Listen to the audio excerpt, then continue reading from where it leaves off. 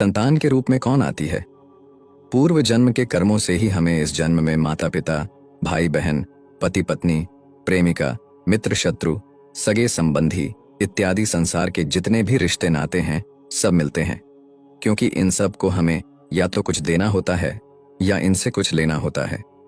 वैसे ही संतान के रूप में हमारा कोई पूर्व जन्म का संबंधी ही आकर जन्म लेता है, जिसे शास्त्रों में 4 प्रकार का बताया गया है। 1. ऋणानुबंध। पूर्व जन्म का कोई ऐसा जीव जिससे आपने ऋण लिया हो या उसका किसी भी प्रकार से धन नष्ट किया हो, तो वो आपके घर में संतान बनकर जन्म लेगा और आपका धन बीमारी में या व्यर्थ के कार्यों में तब तक नष्ट करेगा जब तक उसका हिसाब पूरा ना हो। 2. शत्रुपुत्र।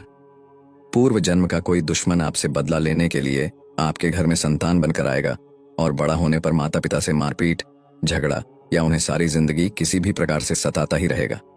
हमेशा कड़वा बोलकर उनकी बेइज्जती करेगा व उन्हें दुखी रखकर खुश होगा। 3.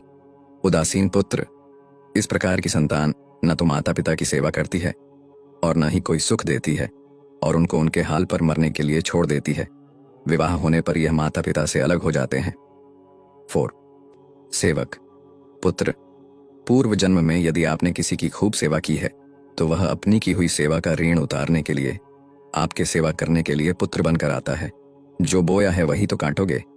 अपने माँ बाप की सेवा की है तो ही आपकी औलाद बुढ़ापे में आपकी सेवा करेगी, वरना कोई पानी पिलाने वाला भी पास ना होगा। आप यह ना समझे कि यह सब बातें केवल मनुष्य पर ही लागू होती हैं। इन 4 प्रकार में कोई सा भी जीव भी आ सकता है। जैसे आपने किसी गाय की निस्वार्थ भाव से सेवा की है तो वह भी पुत्र या पुत्री बनकर आ सकती है।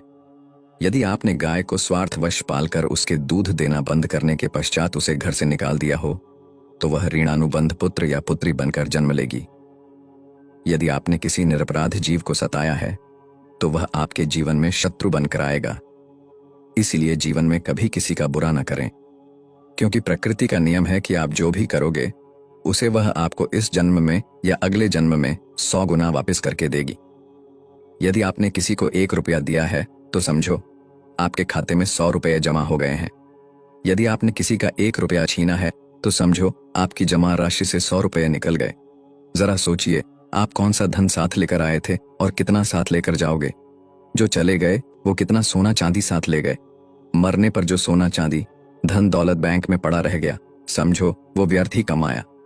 औलाद अगर अच्छी और लायक है तो उसके लिए कुछ भी छोड़कर जाने की जरूरत नहीं है, खुद ही खा कमा लेगी। और औलाद अगर बिगड़ी या नालायक है तो उसके लिए जितना मर्जी धन छोड़कर जाओ, वह चंद दिनों में सब बर्बाद करके ही चैन लेगी।